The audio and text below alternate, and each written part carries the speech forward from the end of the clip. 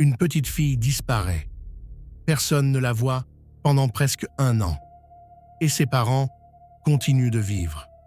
Normalement, comme si de rien n'était. Ils prennent l'argent que la famille envoie pour elle. Ils inventent une amie qui la garderait. Sauf que cette amie n'a jamais existé. Alors où est le bébé? La réponse est enterrée dans les bois, à quelques mètres de chez eux. Tout commence par un appel inquiet. La famille d'une jeune femme, Brianna, 24 ans, contacte la police. Ils n'ont plus vu sa fille depuis des mois. Et Brianna les a tous bloqués, sur tous les réseaux. Les policiers pensent à un simple contrôle de bien-être. Ils vont chez les parents du compagnon de Brianna, un homme nommé Manny. Le père de Manny leur parle. Il semble sincère. Il dit avoir hébergé le couple, les avoir aidés, que son fils, un ancien marine, s'occupait bien de l'enfant. Mais un détail glace les agents. Le père n'a jamais vraiment vu ce bébé depuis des mois, ni la mère de Manny. À chaque question, le couple répondait la même chose. L'enfant est chez une tante. Retenez cette phrase parce qu'elle est fausse. Les inspecteurs appellent la famille de Brianna. Une par une, toutes les tantes disent exactement la même chose. Nous n'avons pas l'enfant. Alors qui l'a? Une grand-tante, Ruby, insiste pour les voir. Elle a élevé Brianna depuis ses 6 ans. Et ce qu'elle raconte change la nature de l'affaire. À la maternité, déjà, quelque chose clochait. Manny se serait énervé. Il aurait chuchoté quelque chose à l'oreille de Brianna, puis serait sorti. Il est fâché? Oui, ne fais pas attention à lui. Puis, une ancienne colocataire appelle, Désirée, et elle lâche une information que personne n'avait dite à la police.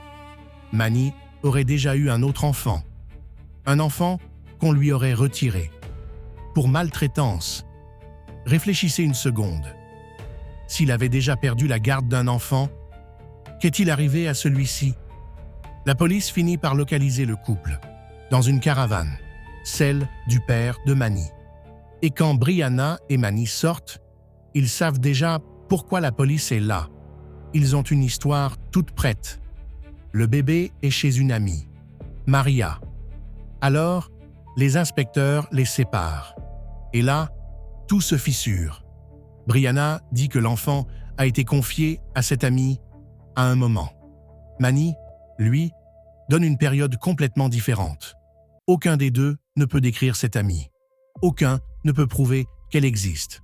Aucun numéro, aucun message, rien. Et surtout, un détail que les inspecteurs remarquent tout de suite. Ni la mère, ni le père ne semblent inquiets. Pas une larme, pas une question sur leur propre fille. Vous, si votre enfant avait disparu, seriez-vous aussi calme? Ce que le couple ignore, c'est que la police a déjà vérifié. Cette amie, Maria, n'existe pas. Confrontée, Brianna s'effondre. Elle avoue que sa fille est morte.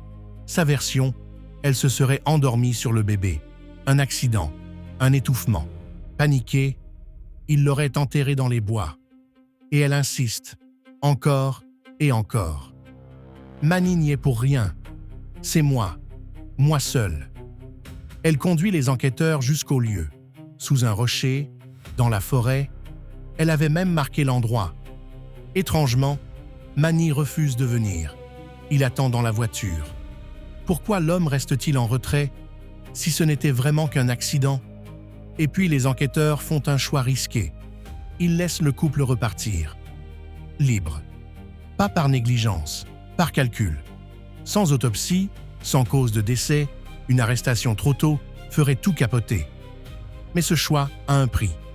Le couple est désormais libre de disparaître. Et Manny a de la famille au Mexique.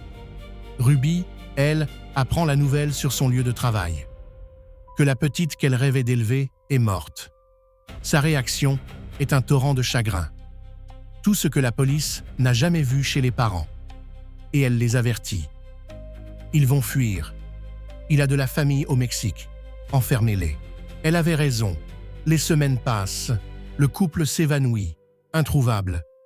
Puis, enfin, l'autopsie tombe, après plus de 2 mois, et elle détruit la version de l'accident. De multiples blessures, des substances dans le corps de l'enfant, et un mot écrit noir sur blanc. Homicide. Ce n'était pas un accident. Restait à savoir lequel des deux. Des semaines plus tard, le couple refait surface. Discrètement. La police les ramène au poste, séparés encore. Face aux preuves, Brianna change de version. Elle ne s'accuse plus seule. Elle laisse entendre que Manny n'aimait pas les pleurs du bébé, que l'armée l'avait changé, que sans lui, sa fille serait vivante. Puis vient le tour de Manny. Les inspecteurs posent l'autopsie devant lui. Les blessures sont survenues avant la mort. Les os avaient commencé à se réparer. Elle était encore vivante quand c'est arrivé. Un silence. Et il parle. Il aurait attrapé la jambe du bébé. Tiré. L'enfant ne s'arrêtait pas de pleurer. Alors, selon ses propres mots, il se serait assis sur elle, jusqu'à ce que les pleurs cessent. Pourquoi ne pas avoir appelé les secours? Ce n'était pas ma décision. L'accident n'avait jamais existé. Et pendant près d'1 an, ils avaient vécu au-dessus de ce secret. Le couple est enfin placé en garde à vue. Manny, pour maltraitance, ayant entraîné la mort. Brianna, pour avoir aidé à dissimuler le corps. Mais voici ce qui va vous rester en travers de la gorge. Malgré l'aveu filmé, en septembre 2025, tous les deux ont été libérés sous caution. À ce jour, ils sont libres, en attente de procès, sans surveillance. Alors voici les questions que cette affaire laisse ouvertes. Pendant presque 1 an, une famille entière a envoyé de l'argent pour un bébé qui n'existait plus. Comment personne n'a-t-il rien vu plus tôt? Et ce choix de la police, de les relâcher pour obtenir l'aveu, était-ce un coup de génie ou un pari qui pourrait leur permettre de s'échapper? Car avec la famille de Manny au Mexique et 2 suspects en liberté, une seule question demeure.